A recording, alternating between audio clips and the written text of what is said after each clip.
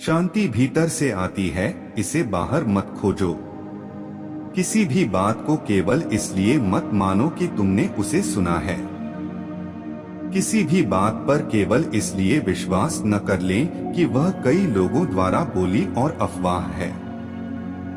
किसी भी बात को केवल इसलिए मत मानो कि वह तुम्हारे धार्मिक ग्रंथों में लिखी हुई पाई जाती है।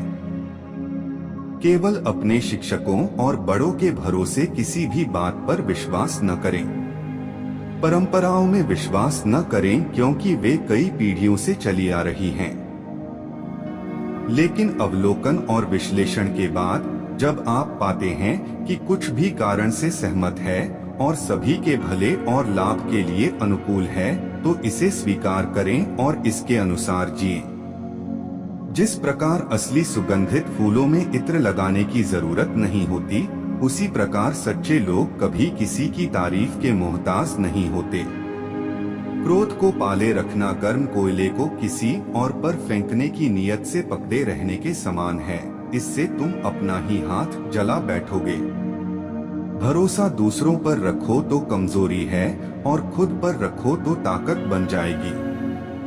मन का झुकना भी जरूरी है, केवल सर झुकाने से भगवान नहीं मिल जाते। हमें यह जो जीवन मिला है वह बड़े भाग्य की बात है।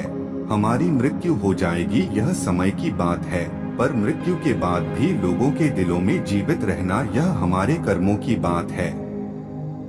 परमेश्वर किसी का भाग्य नहीं लिखते। हमारी सोच, हमारे कर्म और हमारा व्यवहार ही हमारा भाग्य तय करता है।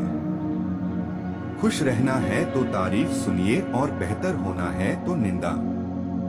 जीवन वह नहीं है कि हम कैसे और किस स्थिति में पैदा हुए हैं। जीवन तो वह है जो हम बनाते हैं।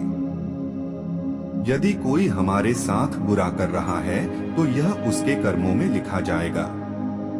हम क्यों उसका बुरा सोचकर अपने कर्म और वक्त दोनों खराब करें।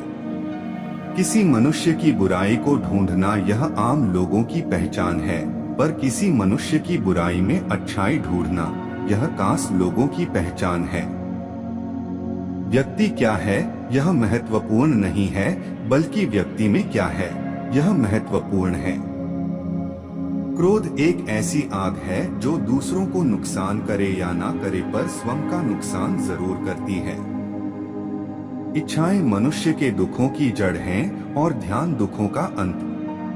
अहंकार का तो अर्थ ही है कि मुझे कोई जाने, माने, पहचाने, मेरी चर्चा करे। मैं हूँ, मैं कुछ हूँ। जीवन में किसी के द्वारा किया गया भलाई का काम कभी व्यर्थ नहीं जाता। वह कल किस रूप में लौट कर आएगा, ईश्वर ही जानता है। मौन प्रार्थनाएं ईश्वर तक जल्दी पहुँचती हैं, क्योंकि वो शब्दों के बोझ से मुक्त होती हैं।